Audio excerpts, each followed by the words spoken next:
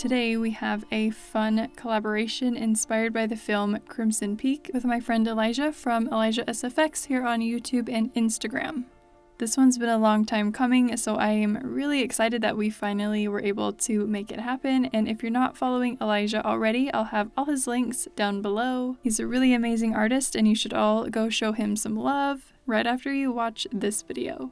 To get started, I'm using a red color cream and applying that to my entire face, onto the ears, and down onto the neck as well. I wore a turtleneck for this look, so I just wanted the red to go down far enough so there isn't any skin tone peeking through.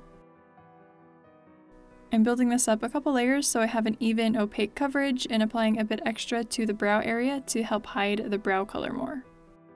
Then I'm setting all that in place with my trusty Nye Neutral Set Powder, pressing over with a powder puff first to really pack it on, and then swirling over with a big clean powder brush to swipe away the excess.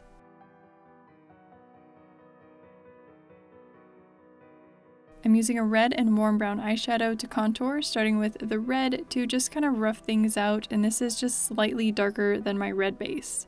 I wanted the overall face shape to have an uneven look to it, so I'm contouring one side of the face up higher, bringing it in further, and the other side where I would just normally contour my cheekbone.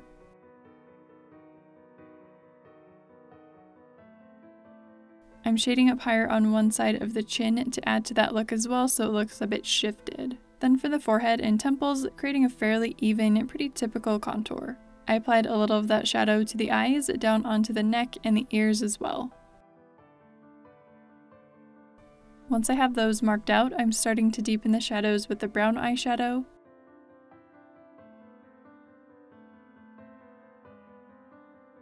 On the forehead, I'm stippling it down onto the forehead to create a more smudgy, grungy look.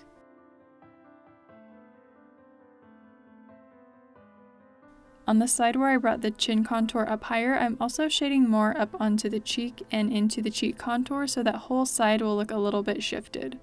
Then on the side with the higher cheek contour, I'm shading down more onto this section of my face near the mouth that just naturally sticks out to help that area appear more sunken in.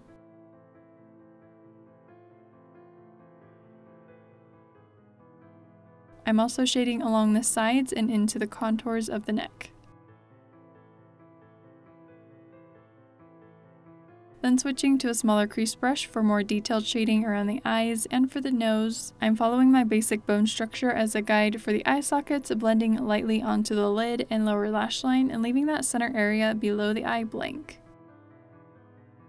I'm creating two triangles for the nose, making one a bit larger and bringing it up and over toward the eye area, then adding a dip in shadow between the eyes as well.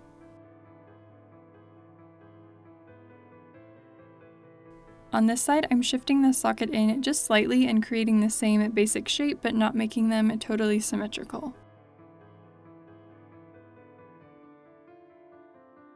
Then defining the angled chin contour a bit more and below the lower lip, I'm shifting the lower lip over as well, so I'm shading it kind of like the chin up higher on the same side to block and contour out that part of the lip.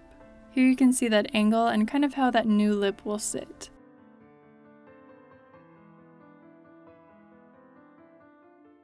I'm using a lighter red eyeshadow to blend that out where I made it a little too dark and along the new lip line shadow as well. Then defining and darkening the temple contours more with the brown, and again stippling and smudging that lightly onto the forehead. With a light peachy shade, I'm adding highlights around the face, along the brow bone, outside the eye sockets, to the forehead along where the wrinkles will be that I haven't added in yet. I'm building it up a little bit more between the brows to pop that area forward and along the edge of the chin contour as well. Then switching to a detail brush, I'm using the brown to line in some wrinkles coming in from the temple contours, defining around the eyes a bit and adding a few wrinkles to the forehead in between those lines I highlighted before.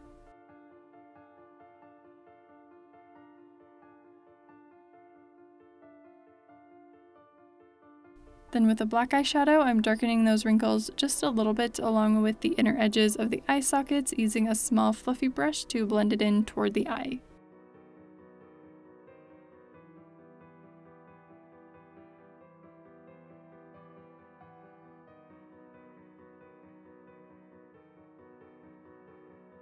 And again, darkening the temple contours, blending in lightly onto the wrinkles.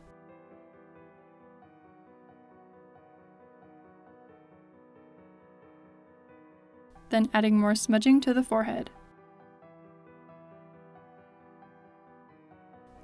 I'm darkening the eye sockets a bit more, then under the new chin, switching to the bigger contour brush to blend and add a little black to the cheek contours as well. And finally darkening the nose using the detail brush to connect this crack up to the eye socket and define the shapes. I'm lightly extending the inner eye socket lines down a bit, then adding in a few detail lines around the sockets and defining the new lower lip line.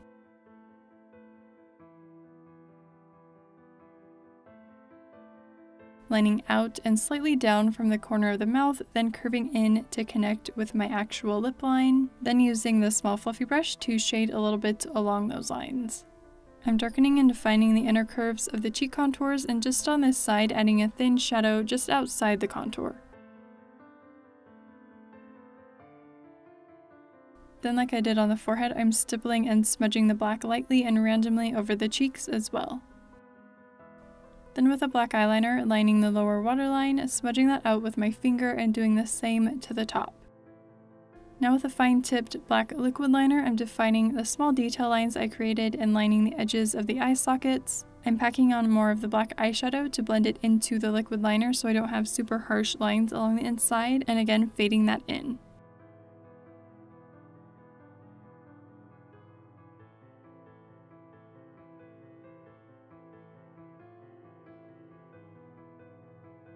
I'm lining down that crack on the nose, then outlining and refining the shape of the nose and blending in with the black eyeshadow.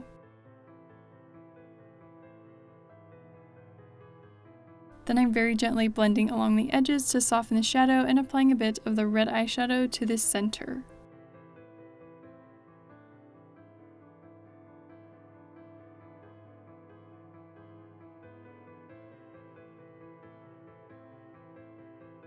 Using the same lining and blending technique for the new lower lip and chin, and lightly lining the wrinkles.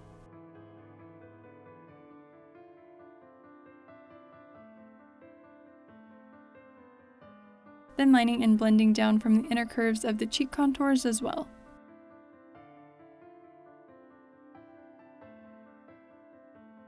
I'm defining this little shadow with the black on the detail brush and decided to add another, then lining and shading the temple contours, again blending in onto the wrinkles.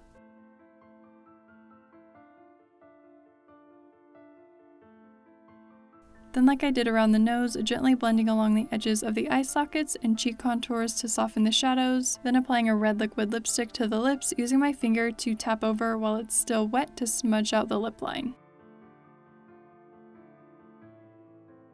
And then this little area here where we extended the lip line down is just a little darker than my own lip because there's just naturally a bit of a shadow there, so I'm applying the lighter red and peachy eyeshadows just to that area to brighten it up, then shading with a little of the black eyeshadow along the center of the lips. With the peachy shade on a flat brush, I'm defining and building up the highlights I created earlier to brighten.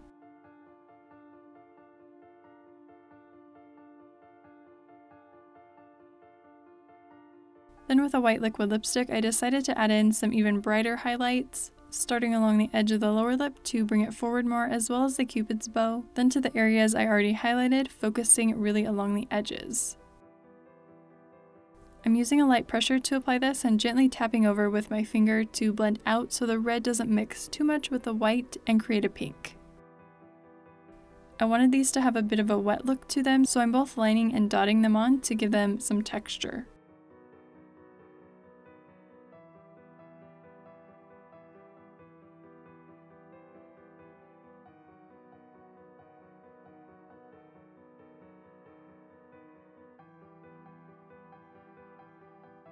After you've highlighted as much as you want to, the actual makeup is complete. For a little extra touch, I'm using a red tooth enamel and the blood red mouth effects. You want your teeth to be as dry as possible before applying the tooth enamel, letting it dry before closing your mouth and or applying more layers.